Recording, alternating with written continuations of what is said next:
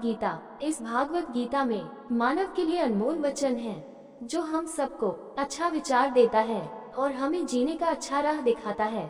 नमस्कार मित्रों, आप सबका एक बार फिर से माता का ज्ञान चैनल पर आप सबका स्वागत है। भगवत गीता अध्याय 17 श्लोक 7। आहारस्त्वपि सर्वस्य त्रिविधो भवति प्रिय यज्ञस्तपस्तथा दान्तेश भेदं शृणु। आहार टीवीएपि सर्वस्य त्रिविधो भवति प्रिय यज्ञ तपस्तथा दान्तेश भेदमिमां शृणु। आहार भोजन तू सचमुच अपि सम सर्वस्य सभी का त्रिविध तीन प्रकार का भवति है प्रिय प्रिय यज्ञ बलिदान तप तपस्या तथा तथा दानम दान तेषाम उनमें से भेदम भेद इमाम ये श्रृणु सुनो। आहार टीवीएपि सर्वस्य त्रिविधो भवति प्रिया यज्ञपस्तथा दान तेषम भेदम इमाम श्रृणु। अनुवाद, लोग जो भोजन पसंद करते हैं वह उनके स्वभाव के अनुसार होता है। यही बात उस त्याग तपस्या और दान के लिए भी सच है जिसके प्रति उनका झुकाव या पहले से ही है। अब मेरे से भेद सुनो। मन और शरीर एक दूसरे पर प्रभाव डालते हैं।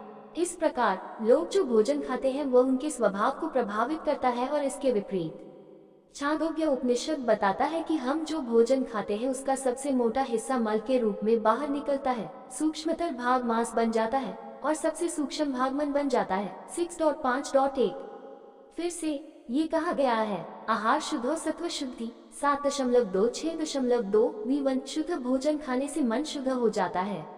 इसका उल्टा भी सच है, शुद्ध दिमाग वाले लोग शुद्ध भोजन पसंद करते हैं। भगवद गीता अध्याय 17 श्लोक 8। आयु सत्व बलरोग्य सुप्रीति विवर्धना रस्या स्निग्धा स्थिरा हृदया आहार सात्विक प्रिया। आयु सत्व बालरोग्य सुप्रीति विवर्धन स्निग्ध स्थिर हृदय आहार सात्विक प्रिया। आयु सत्व जो दीर्घायु को बढ़ावा देता है, बालक शक्ति आरोग्य स्वास्थ्य सुख खुशी प्रीति संतुष्टि विवर्धना वृद्धि रस्य रसयुक्त स्निग्ध रसीला स्थिर पोषण करने वाला हृदय हृदय को प्रसन्न करने वाला आहार भोजन सात्विक प्रिय सतोगुणी लोगों को प्रिय। आयु सत्व बालोग्य सुख प्रीति विवर्धन हर्ष स्निग्ध स्थिर हृदय आहार सात्विक प्रिय। अनुवाद, सतोगुणी व्यक्ति ऐसे खाद्य पदार्थों को पसंद करते हैं जो जीवन काल को बढ़ावा देते हैं और सद्गुण शक्ति स्वास्थ्य खुशी और संतुष्टि को बढ़ाते हैं। ऐसे खाद्य पदार्थ रसदार रसीले पौष्टिक और स्वाभाविक रूप से स्वादिष्ट होते हैं। अध्याय 14 श्लोक 6 में श्री कृष्ण ने समझाया था कि अच्छाई का गुण शुद्ध प्रकाशमान और शांत है और खुशी और संतुष्टि की भावना पैदा करता है। सात्विकता वाले खाद्य पदार्थों का प्रभाव समान होता है। उपरोक्त श्लोक में इन खाद्य पदार्थों का वर्णन आयु सत्व शब्दों के साथ किया गया है, जिसका अर्थ है जो दीर्घायु को बढ़ावा देते हैं। वे अच्छा स्वास्थ्य सद्गुण खुशी और संतुष्टि प्रदान करते हैं। ऐसे खाद्य पदार्थ रसदार प्राकृतिक रूप से स्वादिष्ट हल्के और फायदेमंद होते हैं। इनमें अनाज दालें फलियां फल सब्जियां दूध और अन्य शाकाहारी भोजन शामिल हैं। इसलिए आध्यात्मिक जीवन के लिए अनुकूल सतोगुण के गुणों को विकसित करने के लिए शाकाहारी भोजन फायदेमंद है। इतिहास में अनेक सात्विक सत्वगुण से प्रभावित विचारकों और दार्शनिकों ने इस भावना को प्रतिध्वनित किया है। शाकाहारी बड़ी प्रगति है। दिमाग की अधिक स्पष्टता और तीव्र समझ ने उन्हें शाकाहारी बनने के लिए प्रेरित किया। मांस खाना एक अकारण हत्या है। बेंजामिन फ्रैंकलिन, क्या ये निंदा नहीं है कि मनुष्य एक मांसाहारी जानवर है? सच है, वह अन्य जानवरों का शिकार करके काफी हद तक जीवित रह सकता है और जीवित रहता है, लेकिन यह एक दयनीय तरीका है। मुझे इसमें कोई संदेह नहीं है कि यह मानव जाति की नियति का एक हिस्सा है। इसके क्रमिक सुधार में जानवरों को खाना छोड़ देना चाहिए, जैसे कि निश्चित रूप से जंगली जनजातियों ने अधिक सभ्य लोगों के संपर्क में आने पर एक दूसरे को खाना छोड़ दिया है। वार्डन में हेनरी डेविड थोरो, इस भूल को सुधारना आवश्यक है कि शाकाहार ने हमें मानसिक दृष्टि से दुर्बल या कर्म में निष्क्रिय या निष्क्रिय बना दिया है। मैं मांस भोजन को किसी भी स्तर पर आवश्यक नहीं मानता। महात्मा गांधी, हे मेरे साथी मनुष्यों, पापपूर्ण भोजन से अपने शरीर को अशुद्ध मत करो। हमारे पास मक्का है और हमारे पास सेब हैं जो अपने वजन से शाखाओं पर झुक रहे हैं। ऐसी सब्जियां हैं जिन्हें आग पर पकाया और नरम किया जा सकता है। पृथ्वी धन संपत्ति निर्दोष खाद्य पदार्थों की प्रचुर आपूर्ति प्रदान करती है और आपको भोज प्रदान करती है जिसमें कोई रक्तपात या वध शामिल नहीं होता है। केवल जानवर ही मांस से अपनी भूख मिटाते हैं और उन सभी को भी नहीं, क्योंकि घोड़े मवेशी और भेड़ें घास पर रहते हैं। पाइथागोरस, मैं अपने पेट को मरे हुए जानवरों का कब्रिस्तान नहीं बनाना चाहता। George Bernard Shaw. पशुओं के प्रति हिंसा में भी गाय की हत्या विशेष रूप से जघन्य है। गाय मानव उपभोग के लिए दूध प्रदान करती है और इसलिए वह मनुष्यों के लिए मां के समान है। जब गाय दूध देने में सक्षम न हो तो उसकी हत्या करना एक असंवेदनशील, असंस्कृत और कृतघ्न कार्य है। भगवद गीता अध्याय 17 श्लोक 9 तत्वमल्लवना तुष्टिक्षण रुक्षविदहिन आहारा रात्सस्येष्ठादु खशोकाम्य प्रदा तत्वमला लावनाति उष्ण तीक्षण रुक्षविदाहिना आहार रात्सस्येष्ठा द्वैक शोकाम्य प्रदा। ततु कड़वा, आंवला खट्टा, लवण नमकीन, अत्युष्ण बहुत गर्म, तीक्ष्ण तीखा, रुक्ष सूखा, विदेहिना मिर्च से भरा हुआ, आहार भोजन राजस्य और प्रजोगुणी व्यक्तियों के लिए, इष्ट प्रिय द्वैक द्वैक, शोक द्वैक, अमित रोग प्रदाह उपज। तत्व अम्ला लावनत्य उष्णा तीक्ष्ण रुक्ष विदाहिना आहार राजस्येष्ठा द्वैक शोकाम्य प्रदः। अनुवाद: जो भोजन बहुत कड़वे, बहुत खट्टे, नमकीन, बहुत गर्म, तीखे, सूखे और मिर्च से भरे होते हैं, वे रजोगुण वाले व्यक्तियों को प्रिय होते हैं। ऐसे भोजन पीड़ा, शोक और रोग उत्पन्न करते हैं। जब शाकाहारी भोजन अत्यधिक मिर्च, चीनी, नमक आदि के साथ पकाया जाता है तो वे राजसिक हो जाते हैं। इनका वर्णन करते समय प्रयुक्त सभी विशेषणों में बहुत शब्द जोड़ा जा सकता है। इस प्रकार राजसिक भोजन बहुत कड़वे, बहुत खट्टे, बहुत नमकीन, बहुत गर्म, बहुत तीखे, बहुत शुष्क, मिर्च से भरे आदि होते हैं।